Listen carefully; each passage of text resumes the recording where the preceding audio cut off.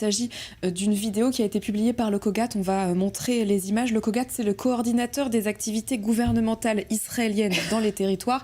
Cette vidéo a été publiée à la suite d'opérations menées par l'armée israélienne dans la partie est de Rafah.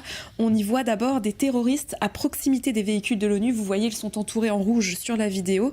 Et puis également dans la zone des entrepôts logistiques de l'UNRWA. Il s'agit en fait d'un axe central pour la distribution de l'aide humanitaire aux civils au nom de l'UNRWA et donc de l'ONU dans la bande de Gaza. Et puis il y a également une deuxième vidéo, dans la deuxième partie de cette vidéo, là on voit même des terroristes armés qui sortent des entrepôts de l'UNRWA, vous voyez, et qui tirent sur les civils qui se trouvent à l'extérieur. Alors le COGAT met en garde contre la présence de terroristes dans la zone et le risque que cela fait peser sur le complexe logistique et sur les civils. Et le COGAT appelle également l'ONU à enquêter de toute urgence sur cette affaire. Et puis il y a eu également une réaction politique côté israélien, le ministre israélien des Affaires étrangères, Israël Katz, qui dit que des terroristes du Hamas tirent sur des civils depuis l'intérieur d'une installation de l'UNRWA à côté de véhicules de l'ONU à Rafah. Aucun mensonge d'Antonio Guterres et de Philippe Lazzarini ne cachera la vérité.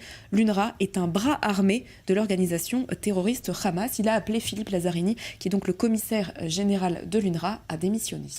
Et ce n'est pas la première fois, Déborah, que l'agence onusienne est mise en cause pour avoir des liens avec les terroristes du Hamas. Non, loin de là, puisqu'hier, même un peu plus tôt dans la journée, Tsahal a visé une salle de commandement de l'organisation terroriste. Elle était basée dans une école de l'UNRWA à Nuseirat, c'est dans le centre de la bande de Gaza.